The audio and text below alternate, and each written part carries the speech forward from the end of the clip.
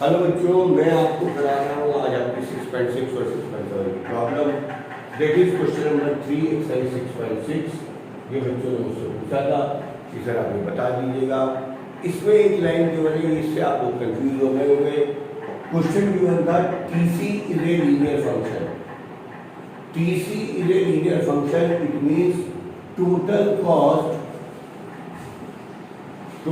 Cost is a linear function, है ना।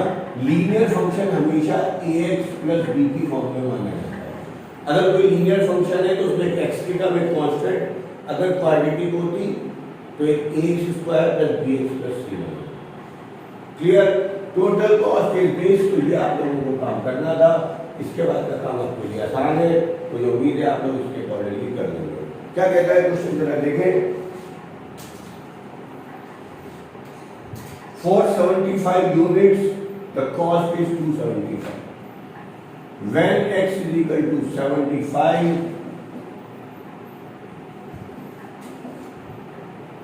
total cost is 275.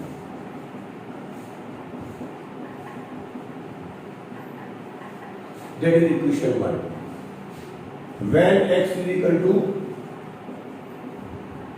150, total cost is 300. That is 300 is equal to a into 150 plus b. That is question number 2. अब इसके बाद आप जो चाहे वो निकाल सकते हैं, इससे कोई फर्क आपके पास पड़ना है नहीं। क्लियर। फॉर एग्जाम्पल मैं एक पार्ट करके बताता हूँ। आप लोगों के पास जो इक्वेशन आ गई है, first is 150a plus b is equal to 300, 75a plus b is equal to 275। Subtract जब आप करेंगे तो 75a is equal to 25, 75 to 275 था बिल्कुल सही, and a is equal to 25/75 1/3। दोबारा सुन लीजिएगा, जब भी किसी फंक्शन को लीनियर माना गया है आपको इस तरीके से काम करना है। क्लियर। a की वैल्यू 1/3 आ गई है, आप a की वैल्यू 1/3 रख देंगे इक्वेशन 1 में, तो 275 बराबर 1/3 इंटू 75 प्लस b की वैल्यू 250 आपके पास आ जाएगी। तो टोटल कॉस्ट का फंक्शन अब आपके पास बनेगा 1/3x प्लस 250। टोटल कॉस्ट आपके पास बनेगी 1/3x प्लस 250। वो आप लोगों के पास समझ में आ गई होगी। फर्स्ट पार्ट आपके पास कंप्लीट हो गया है। अब जो आपसे पूछा गया है वो आपसे पूछा गया है एवरेज टोटल कॉस्ट। अब इसमें एक बात और समझ लीजिएगा, टोटल कॉस्ट हमेशा fix cost plus variable cost के बराबर होती है। जिसमें x आ रहा है वो वेरिएबल कॉस्ट है, तो वेरिएबल कॉस्ट इसकी 1/3x होगी और फिक्स कॉस्ट इसमें 250 होगी। दोबारा सोच लीजिएगा, कॉस्ट के फंक्शन के अंदर दो चीजें होती हैं, एक कांस्टेंट और एक x। जिसमें x है वो वेरिएबल कॉस्ट है, जिसमें x नहीं है वो फिक्स कॉस्ट है। बाकी काम तो मुझे लगता है आप कर लेंगे। फिर भी मैं आपको एक फर्स्ट पार्ट करके दिखा देता हूं। Second part, average total cost. Average total cost होता है टोटल कॉस्ट अपॉन x। उसने कहा जब x की वैल्यू है 75, तो जब x की वैल्यू 75 थी तो एवरेज टोटल कॉस्ट थी 275/75। अब वो कहता है x equal to 225। At x equal to 225 आप चीजें कैसे निकालेंगे ये आप लोगों को पता होना चाहिए। सबसे पहले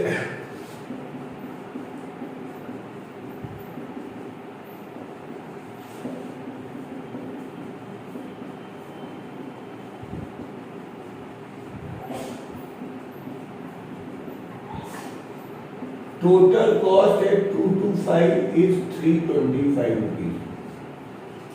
जब x की वैल्यू 225 रख रहे हैं तो टोटल कॉस्ट आपने निकाल ली है और अब आप इसमें कुछ भी कर सकते हैं। वो आपको समझ में आ गई है। एवरेज कॉस्ट निकालने के लिए 325 को आप 225 से डिवाइड कर देंगे, आपका आंसर आ जाएगा। ऐसे इसमें इस क्वेश्चन में एवरेज फिक्स कॉस्ट पूछी है 75 टू 25 पर, ऐसे ही एवरेज वेरिएबल कॉस्ट पूछी है, वो आप चीजें निकालते चलेंगे। समझ में आप लोगों को आ गया होगा, जल्दी से नोट कर लें, कोई चीज अभी भी समझ में रहने से रहेगी तो आप पूछ सकते।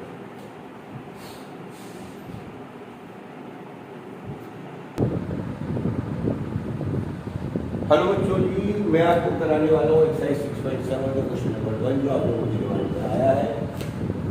आपको गिवन है demand function x equal to 24 minus 2p/3 where p is the price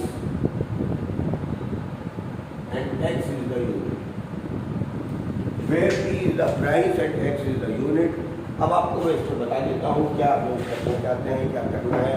ध्यान रखिए, रिवेन्यू फंक्शन हमेशा या तो इन टर्म्स ऑफ प्राइस निकलता है या इन टर्म्स ऑफ एक्स निकलता है। यानी प्राइस एक्स पे डिपेंड हो सकती है, जैसे कि 240 प्लस 3x, और यूनिट प्राइस पे डिपेंड हो सकती है 40 माइनस 3।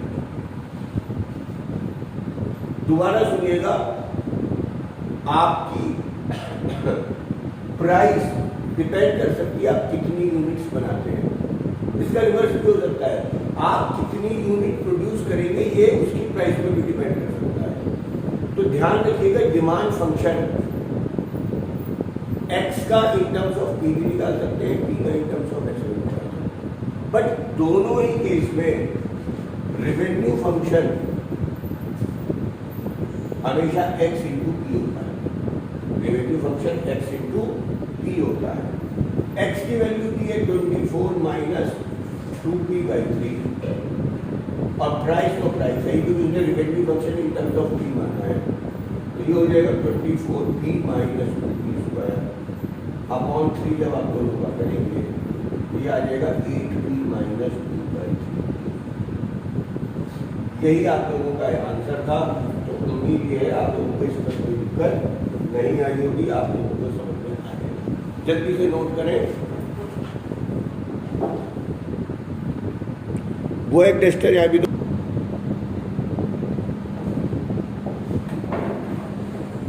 लास्ट क्वेश्चन करा रहा हूँ, it is question number 13 of 6.7।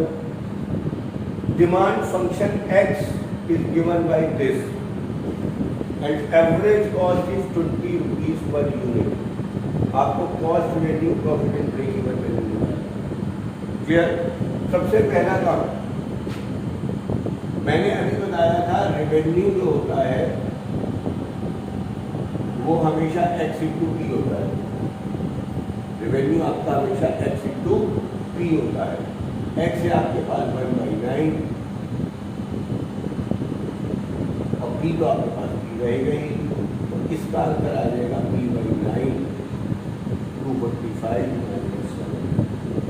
अंदर मल्टीप्लाई भी कर सकते हैं, आपकी मर्जी अगर आपके पास। क्लियर? सेकेंड आपके पास आता है कॉस्ट फंक्शन। सही है? कॉस्ट फंक्शन की वैल्यू क्या है बेटा?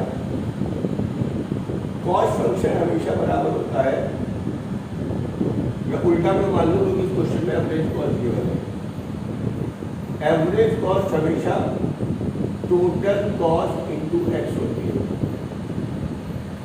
एवरेज कॉस्ट का फार्मूला होता है total cost upon x. Average cost 20 दी है, टोटल कॉस्ट पता नहीं है एक्स, मल्टीप्लाई आप कर देंगे तो टोटल कॉस्ट हो जाएगी 20x एंड x की वैल्यू अगेन गिवन।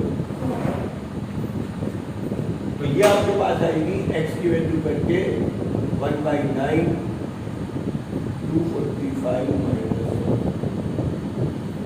क्लियर? दो चीजें हमें पता चल गई, रेवेन्यू फंक्शन, टोटल कॉस्ट। जितने भी 3-4 फार्मूले हैं आपको सवाल इसी में कराएगा, जब भी कराएगा। सही चीज पूछिए, प्रॉफिट आपको पता है हमेशा टोटल कॉस्ट माइनस रेवेन्यू, उल्टा कर रहा हूँ, रेवेन्यू माइनस टोटल कॉस्ट। तो रेवेन्यू आपके पास है इतना,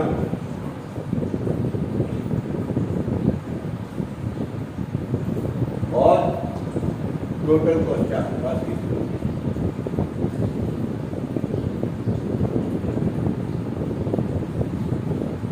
दोनों को आप सब्ट्रैक्ट कर देंगे, जो आपके पास बचेगा वो आपके पास क्या आएगा, प्रॉफिट।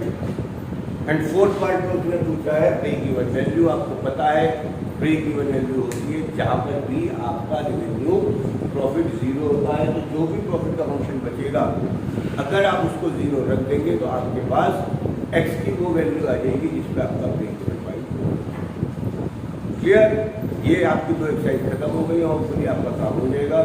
कंप्लीट करिएगा और मुझे बताइएगा। All the best.